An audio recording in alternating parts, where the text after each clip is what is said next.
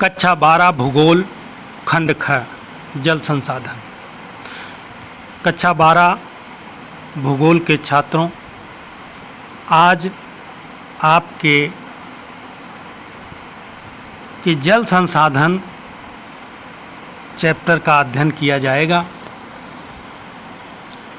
और ये संसाधन एक ऐसा संसाधन है कि जिसके बिना जीवन संभव नहीं है। कोई भी जीवन संभव नहीं है, क्योंकि आप जानते होंगे कि जीव की उत्पत्ति जल से ही प्रारंभ हुई है और जल के बगैर धरातल पर कोई भी जीवन संभव नहीं है। आपको बता दें कि पूरी पृथ्वी पर 71% जल है, परंतु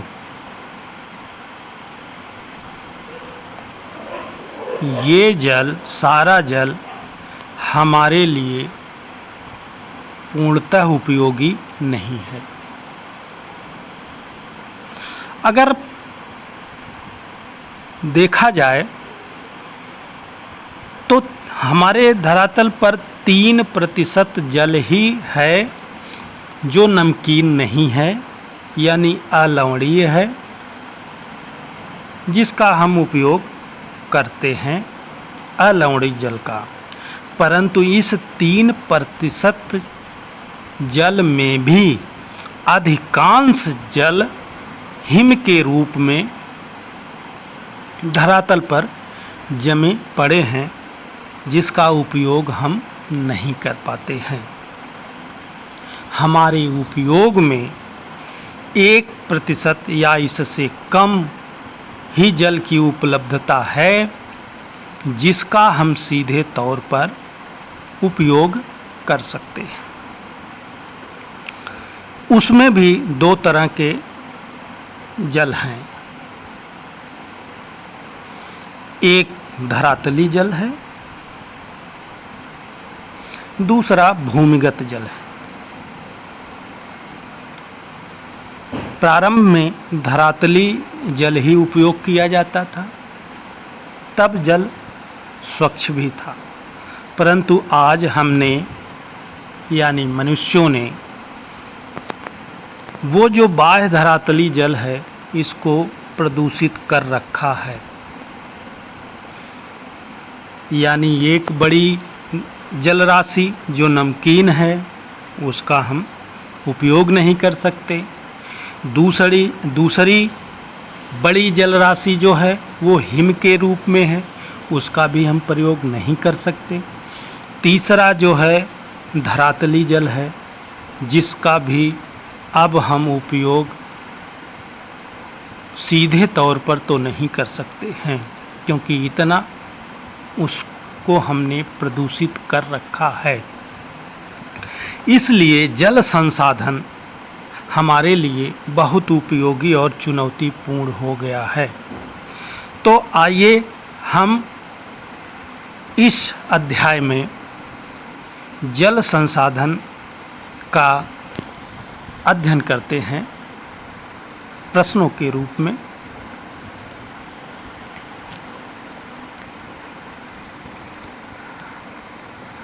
अब जल संसाधन पर एक नज़र डालें तो हमने इसे पहले भी बताया कि पृथ्वी का लगभग 71% धरातल पानी से आच्छादित है, परंतु अलवणीय जल की मात्रा कुल जल का केवल 3% ही है। भारत में पूरे विश्व के कुल क्षेत्रफल का लगभग 2.45% क्षेत्रफल है, जबकि जनसंख्या लगभग 16% है तथा जल संसाधनों का प्रतिशत 4% भाग ही पाया जाता है। कितनी चुनौतीपूर्ण है। क्षेत्रफल में हम 2.45 यानी लगभग 2.5% और जनसंख्या में 16% और जल संसाधन में 4% भाग रखते हैं। तो ये भौतिक स्थिति है जो कि चुनौतीपूर्ण है। देश में एक वर्ष में वर्षण से प्राप्त कुल जल की मात्रा लगभग 4000 घन किलोमीटर है। धरातली जल और पुनः पूर्ति योग्य भौम जल से 1869 घन किलोमीटर जल उपलब्ध है। यानी जो हमें प्राप्त होता है वर्षा से 4000 घन किलोमीटर जल प्राप्त होता है, परंतु सब जल तो भूमि के अंदर जाता नहीं है, बह करके समुद्र में चला जाता है। तो जो हमें उपयोग के लिए जो भूमिगत जल मिलता है या कहीं साफ जगह कलेक्ट किया गया है, तो वो कुल मिला करके 1869 घन किलोमीटर जल की उपलब्धता हमारे पास है। जल संभर प्रबंध का संबंध धरातली और भौम जल संसाधनों के दक्ष प्रबंध से है। जल संभरण यानी जल के भंडार को बढ़ाना। इसके अंतर्गत धरातली जल और भूमिगत जल प्रबंध इसके अंतर्गत आता है। यानी धरातली जल प्रबंध और भूमिगत जल का प्रबंध करना जल संभरण प्रबंध के अंतर्गत आता है। तो इसमें लिखा जल संभर प्रबंध। तो अगर जल संभर प्रबंध आ जाए तो भी वही जल संभरण यानी पुनः रिचार्ज, वाटर रिचार्ज ही समझिएगा, और उसका संरक्षण। संभरण पूर्णतः रिचार्ज तो होता नहीं, तो ये इसके संभरण प्रबंध के अंतर्गत वाटर रिचार्ज भी आएगा, और जो धरातल पर जल को रोका जाता है, प्रबंध किया जाता है, उसको रोक लिया जाता है, वो भी आएगा इसी के अंतर्गत, जल संभरण के अंतर्गत ही आएगा। तमिलनाडु एक ऐसा राज्य है जहाँ जल संग्रहण संरचना आवश्यक है। तो तमिलनाडु में इसकी बहुत आवश्यकता है। इसमें से केवल 60% अर्थात 1122 यानी 1122 घन किलोमीटर जल का ही लाभदायक उपयोग किया जाता है। धरातली जल के 4 प्रमुख स्रोत हैं: नदियाँ, झीलें, तलैया, तालाब। ये धरातली जल के स्रोत हैं, भूमिगत जल के नहीं, जो धरातल पर पाए जाते हैं।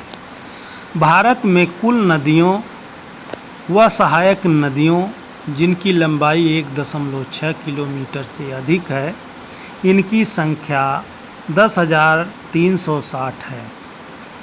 जनसंख्या वृद्धि, जल का अधिक उपयोग व पर्यावरण प्रदूषण के कारण जल दुर्लभता बढ़ती जा रही है। जिसको हमने पहले ही बताया कि प्रदूषण से क्या हो रहा है, जल की उपलब्धता घट रही है। भारत में पंजाब, हरियाणा, राजस्थान और तमिलनाडु राज्यों में भौम जल का उपयोग बहुत अधिक है, जबकि छत्तीसगढ़, उड़ीसा, केरल राज्य भौम जल क्षमता का बहुत कम उपयोग करते हैं। भारत में सतह जल व भूमिगत जल का सबसे अधिक उपयोग कृषि क्षेत्रों में होता है। ये कभी कभी प्रश्न आ जाता है कि भूमिगत जल या मीठे जल का सबसे ज़्यादा उपयोग किस मद में होता है, तो वो कृषि ही है। उसको कृषि आप लगाइएगा या लिखिएगा, ऑप्शन में आए तो कृषि लगाइएगा, लिखना होगा तो कृषि क्षेत्र लिख दीजिएगा। जल में बाह्य पदार्थ जैसे सूक्ष्म जीव, रासायनिक पदार्थ, औद्योगिक तथा अन्य अपशिष्ट आदि पदार्थों से दूषित होता है, ये तो आप जानते ही हैं। देश में गंगा और यमुना दो अत्यधिक प्रदूषित नदियां हैं। देख लीजिए, देश की सबसे प्रदूषित नदियां कौन कौन हैं? गंगा और यमुना। केंद्र एवं राज्य सरकारों ने देश में बहुत से जल संभर विकसित यानी विकास एवं जल प्रबंध कार्यक्रम चलाए हैं। यानी इसे केंद्र सरकार और राज्य सरकारों ने तमाम तरह की योजनाएं चलाई जल संभर के लिए। अब एक नंबर वाले प्रश्नों को देख लीजिए। भारत किन दो नदियों के जल ग्रहण क्षेत्र बहुत बड़े हैं? यानी भारत के किन दो नदियों का जल संग्रहण तो जल ग्रहण क्षेत्र यानी जिसका जल ज़्यादा फैला हुआ है वो कौन से हैं? तो देखिए, भारत में गंगा, ब्रह्मपुत्र और सिंधु नदी के जल ग्रहण क्षेत्र बहुत अधिक, यानी इनका जो है जल क्षेत्र बहुत अधिक है। नंबर 2, भारत में उन प्रमुख राज्यों के नाम बताइए जो अपने भौम जल का उपयोग क्षमता से कम करते हैं। ये अभी ऊपर आया था, छत्तीसगढ़, उड़ीसा, केरल ऐसे राज्य हैं जो अपनी भौम जल क्षमता से कम जल का उपयोग करते हैं। किन राज्यों में लैगून व झीलों का प्रयोग धरातली जल संसाधनों के रूप में होता है? तो उसमें केरल, उड़ीसा और पश्चिम बंगाल राज्यों में लैगून और झीलों में जल संसाधन उपलब्ध हैं। जल गुणवत्ता का अभिप्राय स्पष्ट करो। जल गुणवत्ता से तात्पर्य जल की शुद्धता या अनावश्यक बाहरी पदार्थों से रहित जल से है। यानी जल की गुणवत्ता का मतलब शुद्धता हो उसमें, वही उसकी गुणवत्ता है। जो जितना शुद्ध हो उतना उसकी गुणवत्ता अधिक है। यानी बाहरी अपशिष्ट पदार्थ उसमें जितना ही कम हो उतना ही वो अच्छा है। देश में अत्यधिक प्रदूषित दो नदियाँ कौन सी हैं? तो अभी ये दोबारा आ गया, गंगा जमुना। दिल्ली से वाराणसी में मध्य गंगा नदी पर स्थित दो ऐसे महानगरों के नाम बताओ जो अत्यधिक प्रदूषण फैलाते हैं। तो आप तो कानपुर को तो सब जानते होंगे और दूसरा आपका इलाहाबाद है। भारत में जल संभर विकास की शुरुआत किस क्षेत्र में हुई थी? तो इसकी शुरुआत महाराष्ट्र के अहमदनगर से। अहमदनगर क्षेत्र में एक गांव है रालेगण, इसको रालेगढ़ सिद्धि भी बोलते हैं, जहाँ के अन्ना हजारे हैं। वहाँ से शुरू हुआ था जल संभर विकास की शुरुआत महाराष्ट्र के अहमदाबाद यानी रालेगढ़ सिद्धि गांव से हुआ था। जल संभर प्रबंध का प्रमुख उद्देश्य क्या है? जल संभर प्रबंध का उद्देश्य प्राकृतिक संसाधनों और समाज के बीच संतुलन लाना। ये तो संतुलन लाना है ही है, लेकिन मुख्य काम है कि जल को प्रबंध करना जिससे हमारी आवश्यकताएं पूरी होती रहें और भविष्य में होती भी रहें। तो जल का प्रबंध करना ही वो का संभर प्रबंध, जल संभर प्रबंध का उद्देश्य यही है कि प्राकृतिक संसाधनों यानी खासकर जल और समाज के बीच संतुलन लाना। जल की गुणवत्ता का अभिप्राय स्पष्ट कीजिए। तो वही ये तो आ गया दोबारा कि शुद्धता, जल की शुद्धता या अनावश्यक बाहरी पदार्थ से रहित हो। भारत के समुद्र तट रेखा विशाल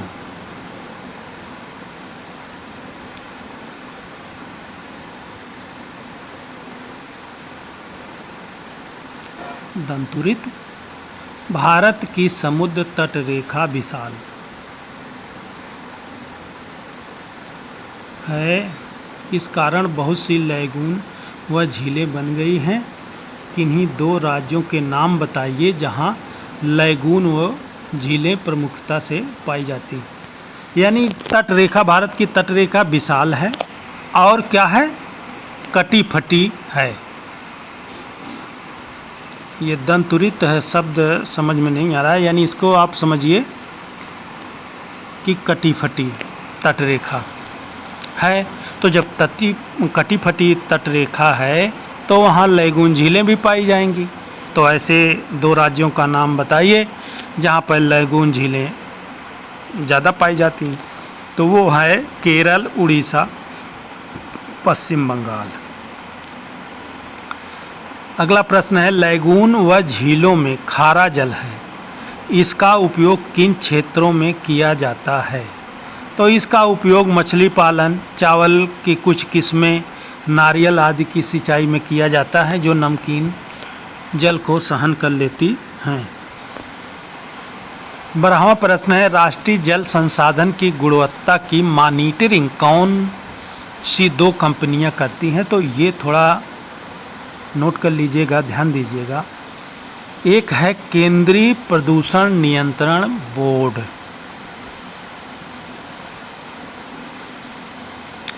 तो ये इसको आप CPCB भी कह सकते हैं, यानी सेंट्रल पॉल्यूशन कंट्रोल बोर्ड। और दूसरा है राज्य प्रदूषण नियंत्रण बोर्ड, यानी SPCB, यानी स्टेट पॉल्यूशन कंट्रोल बोर्ड। इसको हम SPCB कह सकते हैं। तो ये याद रखिए कि प्रदूषण नियंत्रण बोर्ड मुख्य रूप से राष्ट्रीय जल की गुणवत्ता की मॉनिटरिंग करता है। ये 2 है, सेंट्रल वाली सेंट्रल हो गई और राज्य वाली राज्य प्रदूषण नियंत्रण बोर्ड है। 13 जल संभर सम्मर, अब यहाँ सम्मर, जल सम्मर प्रबंध का क्या अर्थ है?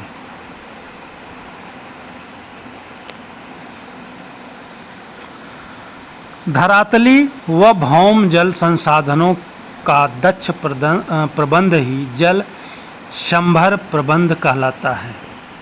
तो संभर, ये देखो यहाँ सम्मर लिखा है, तो इस तरह कंफ्यूज न होइए, संभर या संभरण आप समझ लीजिए, पुनः उसे भरना। नंबर 14 है, आंध्र प्रदेश के किन 2 नदियों को औपचारिक तौर पर जोड़ा गया है? तो गोदावरी और कृष्णा को जोड़ा गया है। भारत में जल प्रदूषण के किन्हीं 2 स्रोतों का उल्लेख कीजिए। तो इसके तो बहुत से हैं, जिनमें से कुछ दिए हैं, नोट कर लीजिए।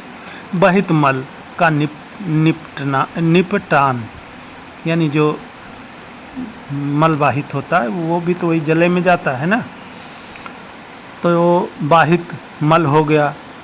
नगरी बाहित जल हो गया, नगर से जो गंदगी निकलती है जल में वो हो गया। उद्योगों से विषाक्त जल का स्राव, यानी उद्योगों से जो दूषित जल है वो भी इसका स्रोत है, जाकर के जल में प्रदूषण पैदा करता है। नाभिकीय ऊर्जा संयंत्र, देखो नाभिकीय ऊर्जा संयंत्र से भी कुछ ऐसे कचरे निकलते हैं जिसमें रेडियो एक्टिव पदार्थ भी होते हैं, जब वो पानी में पहुंचते हैं तो काफ़ी नुकसान पहुंचाते हैं। 5वां है कृषित भूमि के ऊपर से बहता हुआ जल, यानी खेती वाली भूमि से के ऊपर से जब जल बहता है तो जितने भी कीटनाशक प्रयोग किए गए होते हैं कृषि में, सब बह करके जल में जाते हैं और जल विषैला हो जाता है। अगला प्रश्न है, भारत में जल की गुणवत्ता के निम्नीकरण का मुख्य कारण क्या है? तो इसका जो मुख्य कारण है वो बढ़ती जनसंख्या और औद्योगिक विकास की गति है।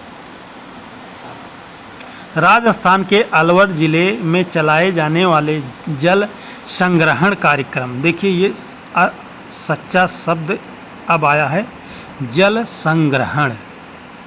यही मैं बार बार कह रहा था कि जल संग्रहण होता है, यानी जल को पुनः संग्रहण या संभरण, ये दोनों शब्द यही बताते हैं कि जल को पुनः जो है भरा जाए। कार्यक्रम का क्या नाम था? तो उसका नाम था अरवारी पानी संसद। याद रखिएगा, अरवारी पानी संसद राजस्थान के अलवर जिले में चलाया गया था। यमुना नदी किन दो शहरों के बीच सबसे अधिक दूषित है? दिल्ली और इटावा। याद रखिए, दिल्ली से इटावा तक जो है यमुना नदी बहुत ही दूषित है। नंबर 19, हरियाली से क्या अभिप्राय है? हरियाली केंद्र सरकार द्वारा प्रवर्तित जल संभर विकास परियोजना, संभर या संग्रहण विकास परियोजना है। 20वां प्रश्न है, राष्ट्रीय जल नीति 2002 में जल आवंटन की प्राथमिकता क्या थी?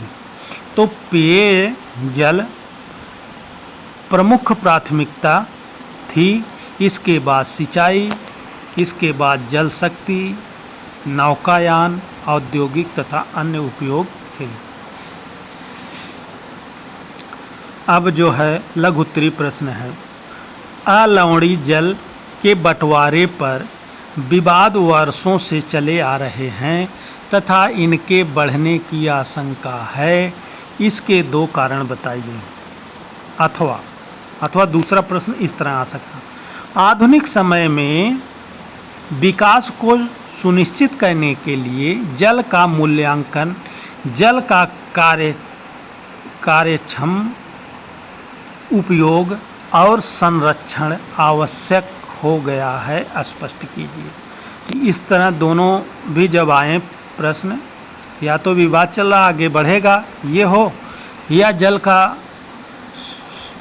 जल विकास का सुनिश्चित मूल्यांकन और उसके संरक्षण पर कार्य करना आवश्यक हो गया है, स्पष्ट कीजिए क्यों आवश्यक है। तो उसका दोनों का उत्तर एक ही होगा।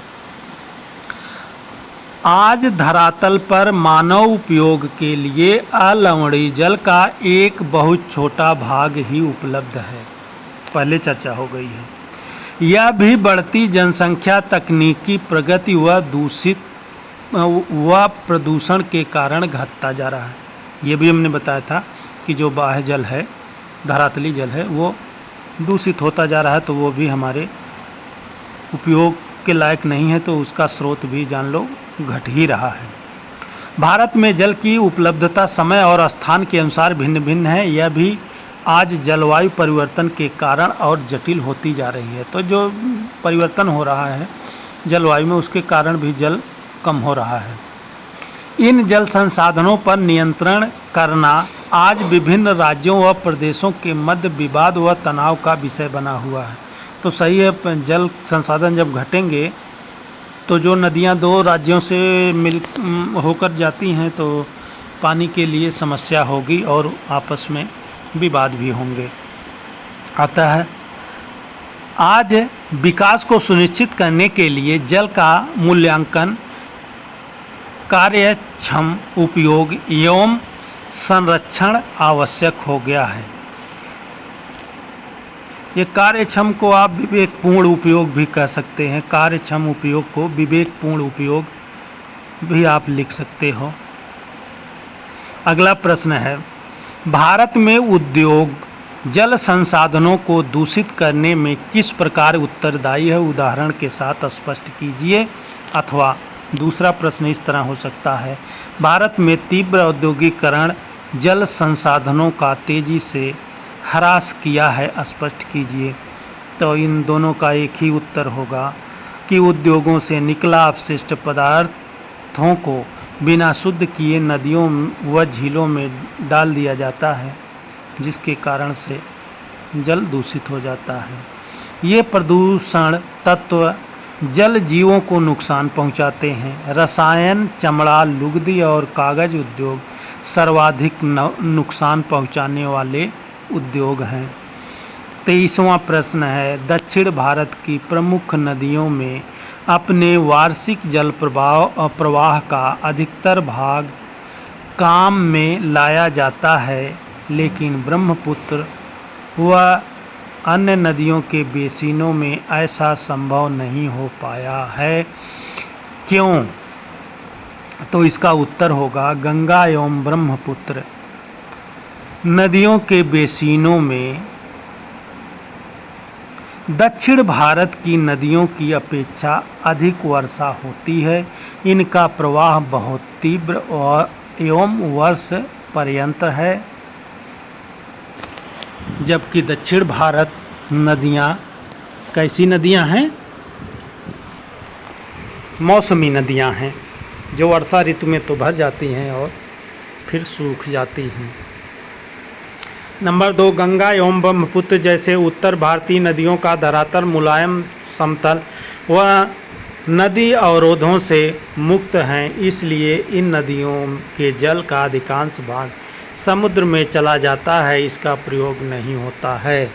नंबर 3, दक्षिण भारत की नदियों में जल का अधिकांश भाग तालाबों व जलाशयों में एकत्र किया जाता है। इन नदियों पर जल प्रपात व अन्य अवरोध पाए जाते हैं, इस कारण इनके जल का अधिकांश भाग प्रयोग में लाया जाता है।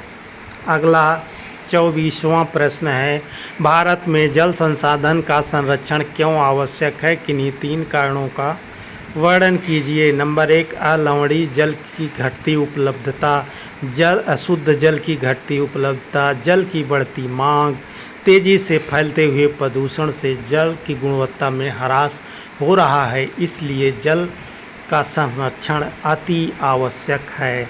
अब दीर्घ उत्तरी प्रश्नों को देख लीजिए। 30वां प्रश्न, वर्षा जल संग्रहण किसे कहते हैं? वर्षा जल संग्रहण व आर्थिक और सामाजिक मूल्यों का विश्लेषण कीजिए। तो इसमें किन्हीं 4 का करना है, अथवा वर्षा संग्रहण के किन्हीं 5 उपयोगों का वर्णन करें। उत्तर, वर्षा जल संग्रहण विभिन्न उपयोगों के लिए वर्षा के जल को रोकने एवं एकत्र करने की विधि है। वर्षा जल संग्रहण के आर्थिक व सामाजिक मूल्य, इसका मूल्य क्या है? देखिए, आर्थिक और सामाजिक। पानी के उपलब्धता को बढ़ाता है, जिससे सिंचाई और पशुओं के लिए उपयोग किया जाता है। ये जो वर्षा संग्रहण है वो क्या करता है? पानी की उपलब्धता को क्या करता? बढ़ाता। भाई जल संग्रहण करेंगे पानी बढ़ेगा, जिससे सिंचाई और पशुओं के लिए उपयोग किया जा सकता है। भूमिगत जल को नीचा होने से रोका जा सकता है, यानी भूमिगत स्तर नीचे जाने से रोका जा सकता है। मृदा अपरदन और बाढ़ को रोक सकता है। लोगों में सामूहिकता की भावना को बढ़ाता है। भौम जल को पंप करके निकालने में लगने वाली ऊर्जा की बचत करता है। लोगों में समस्या समाधान की प्रवृत्ति को बढ़ाता है। प्रकृति से मधुर संबंध बनाने में सहायक है। लोगों को एक दूसरे के पास लाता है। फ्लोराइड और नाइट्रस जैसे प्रदूषकों को कम करके भूमिगत जल की गुणवत्ता को बढ़ाता है। अगला प्रश्न है, हमारे देश में जल संसाधन किस समस्या से जूझ रहा है? व्याख्या कीजिए। तो जल मानव की आवश्यकताओं में आता है, लेकिन आज जल संसाधन की प्रति व्यक्ति उपलब्धता दिनों दिन कम होती जा रही है। इससे जुड़ी समस्याएं निम्नलिखित हैं। नंबर 1, जल की उपलब्धता में कमी। जनसंख्या वृद्धि एवं सिंचाई के साधनों में वृद्धि के कारण भूमिगत जल का दोहन बढ़ गया है, जिससे भूमिगत जल का स्तर दिनों दिन घट रहा है। नगरों की बढ़ती जनसंख्या को पेयजल की आपूर्ति कठिन हो रहा है। दूसरा है जल के गुणों का ह्रास। जल का अधिक उपयोग होने से जल भंडार में कमी आती है, साथ ही उनके बाह्य अवांछित पदार्थ जैसे जीव, औद्योगिक अपशिष्ट आदि मिल जाते हैं, जिससे नदियाँ, जलाशय सभी प्रभावित होते हैं। इसमें जलीय तंत्र भी प्रभावित होता है। कभी कभी प्रदूषक नीचे तक पहुँच जाते हैं तो भूमिगत जल को भी प्रभावित करते हैं और प्रदूषित कर देते हैं। जल प्रबंध। जल प्रबंध। जल प्रबंध के लिए देश में कभी भी पर्याप्त जागरूकता नहीं है। सरकारी स्तर पर बनी नीतियों एवं कानूनों का प्रभावशाली रूप से कार्यान्वयन नहीं हो पा रहा है। इसलिए प्रमुख नदियों के संरक्षण के लिए बनी योजनाएं निरर्थक साबित हो रही हैं। जैसे अभी हाल में नमामि गंगे योजना लाई गई थी गंगा को साफ करने के लिए, लेकिन उस पे उतना काम नहीं हो पाया जितना कि आशा की गई थी। नंबर 4 है जागरूकता एवं जानकारी का अभाव। जल एक सीमित संसाधन है, हालांकि यह पुनः पूर्ति योग्य है। इसे सुरक्षित एवं शुद्ध रखना हमारी जिम्मेदारी है और इस तरह की जागरूकता का अभी देश में अभाव है। अगला प्रश्न है जल संभर प्रबंध के लिए सरकार द्वारा उठाए गए प्रमुख कदम कौन से हैं?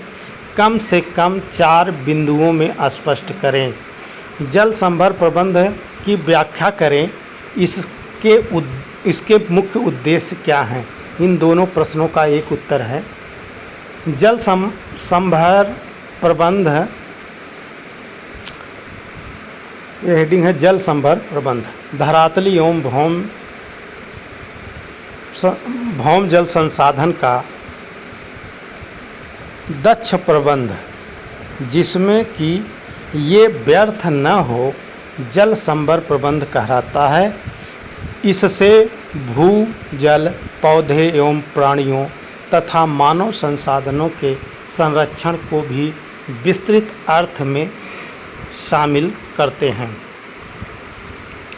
तो ये कई बार आ गया है जल संभर प्रबंध। तो जल संभर प्रबंध का मतलब है कि धरातली जल और जो भूमिगत जल है उसको इस विवेकपूर्ण तरीके से प्रयोग करना कि वो व्यर्थ न जाए, बेकार न हो, तो वो जो है जल संभर प्रबंध कहलाएगा। और इससे क्या होगा, भूमि जल और पौधे एवं प्राणियों तथा मानव संसाधन के संरक्षण को भी विस्तृत अर्थ में शामिल करते हैं, क्योंकि ये सारी चीज़ें जल से प्रभावित होती हैं। अब प्रमुख कदम, इसके लिए क्या कदम उठाए गए हैं ये आप देख लीजिए। पहला कदम है हरियाली केंद्र। हरियाली केंद्र सरकार द्वारा प्रवर्तित जल संभर विकास परियोजना है। इस योजना से ग्रामीण जल संरक्षण करके पेयजल की समस्या को दूर करने के साथ साथ वन रोपण, मत्स्य पालन एवं सिंचाई की सुविधा भी प्राप्त कर सकते हैं। दूसरा है नीरू मीरू कार्यक्रम। ये आंध्र प्रदेश में चलाया गया है, जिसका तात्पर्य है जल और आप। इस कार्यक्रम में स्थानीय लोगों को जल संरक्षण की विधियां सिखाई गई हैं। अब ये देखिए राजस्थान की एक है अरवारी पानी संसद। राजस्थान में जोहड़ की खुदाई एवं रोक बांध बनाकर जल प्रबंध किया गया है।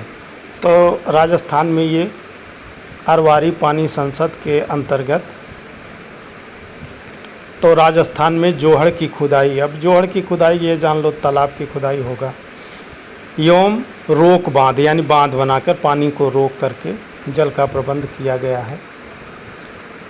नंबर 4 तमिलनाडु में सरकार द्वारा घरों में जल संग्रहण संरचना आवश्यक कर दी है। उपर्युक्त सभी कार्यक्रमों में स्थानीय निवासियों को जागरूक करने उनका सहयोग लिया गया है। देखिए तमिलनाडु में एक तरह से एक कार्यक्रम चला दिया गया, यूँ कहिए कि कानूनी तौर पर इसको लागू किया गया है कि हर घर में जल संग्रहण संरचना होगी, यानी वाटर रिचार्ज की व्यवस्था करेंगे कि जल जब वर्षा होगी तो वो जल जो है आप कहीं किसी गड्ढे में एकत्र करके पुनः वाटर रिचार्ज के लिए उपलब्ध कराएंगे। तो ये बहुत अच्छा कदम है। उद्देश्य, इसके उद्देश्य क्या हैं? कृषि और कृषि से संबंधित क्रियाकलापों जैसे उद्यान, कृषि, वानिकी एवं वन संवर्धन का समग्र रूप से विकास करना, कृषि उत्पादन में वृद्धि के लिए, पर्यावरण ह्रास को रोकने तथा लोगों के जीवन को ऊंचा उठाने के लिए इस कार्यक्रम को चलाया गया। यही इसका उद्देश्य है। अगला प्रश्न है, जल संसाधनों के कम होने के उत्तरदायी किन्हीं 3 कारकों की व्याख्या कीजिए।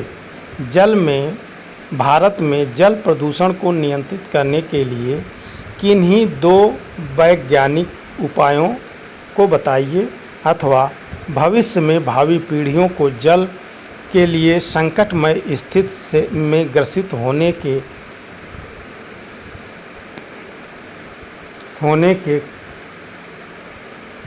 यानी भविष्य में भावी पीढ़ी को जल के संकट की स्थिति से ग्रसित होने या ग्रसित होना पड़ सकता है। संकटमय से ग्रसित होना पड़ सकता है क्या? हमारी भविष्य की पीढ़ी को। इस स्थिति में उत्पन्न होने के कारणों की विवेचना कीजिए।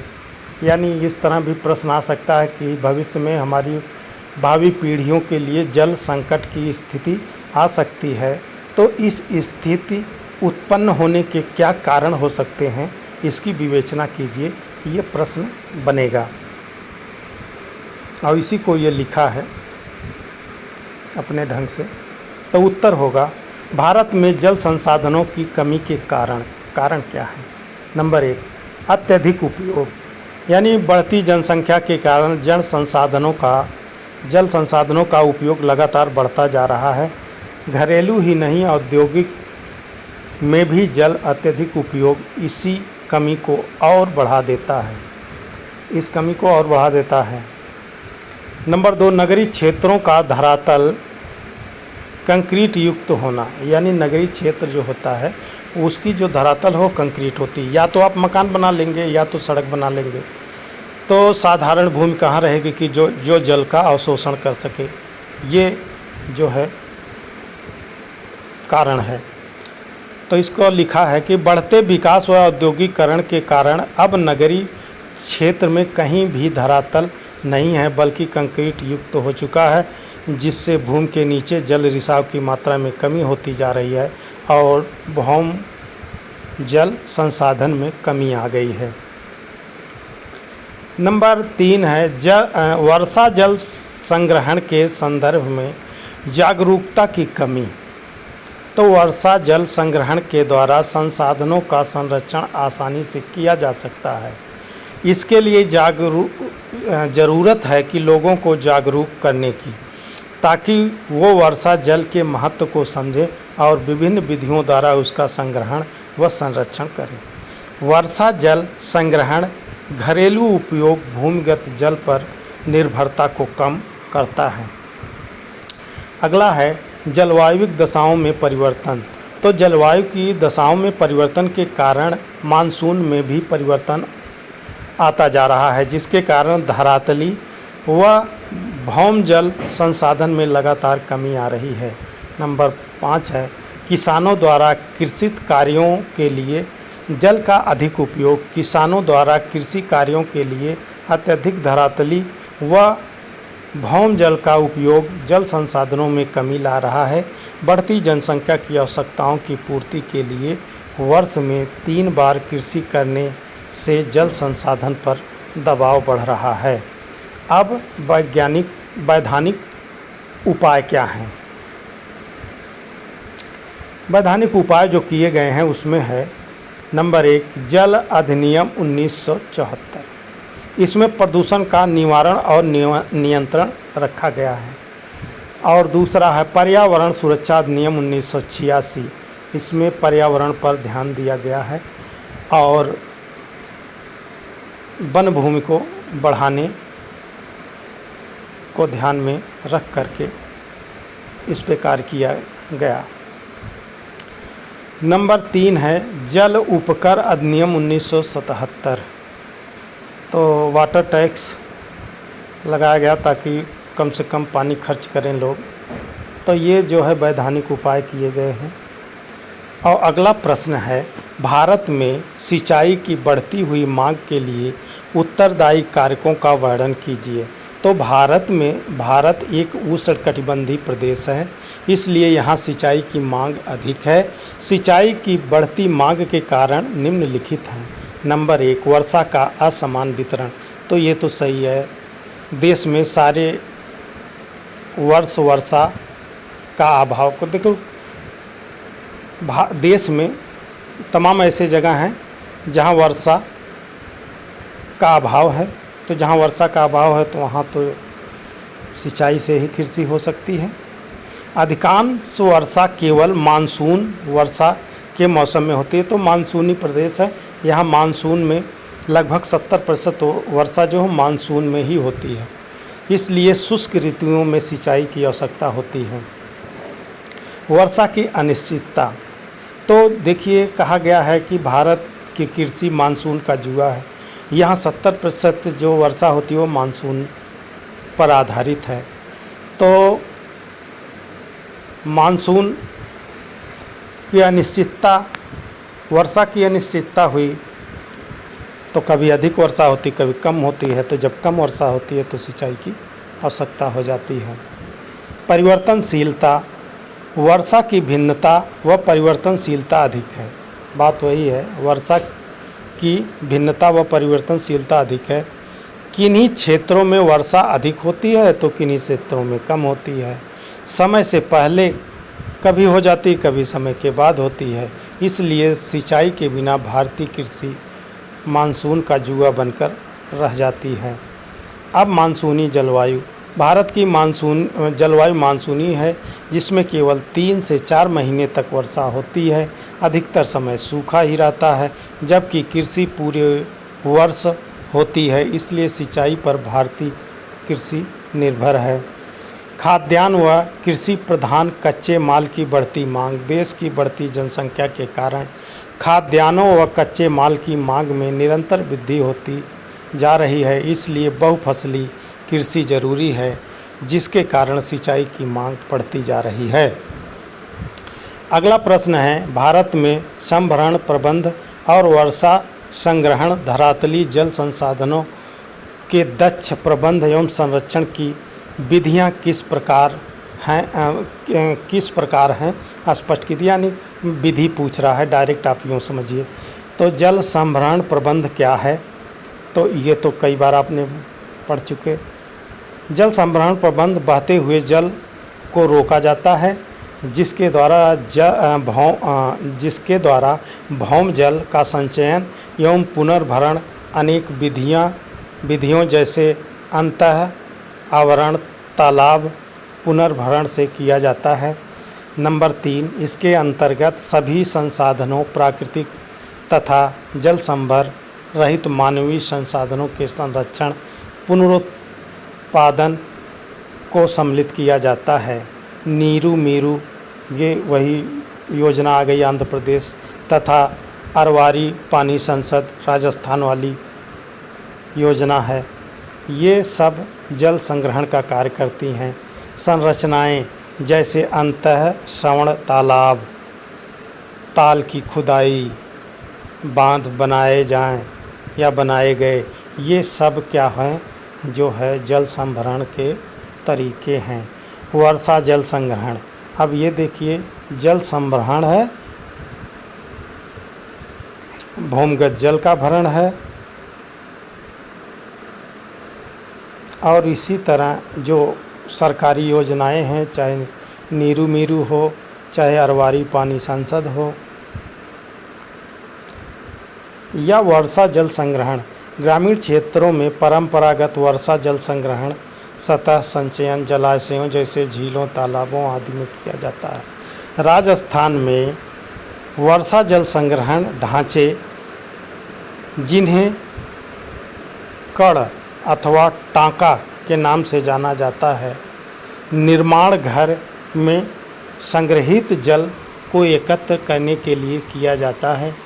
नंबर 3, जल संग्रहण पानी की उपलब्धता को बढ़ाता है, भूमिगत जल स्तर को नीचा होने से रोकता है, फ्लोराइड तथा नाइट्रेट्स जैसे प्रदूषकों को कम करके अवमिश्रित भूमिगत जल की गुणवत्ता को बढ़ाता है।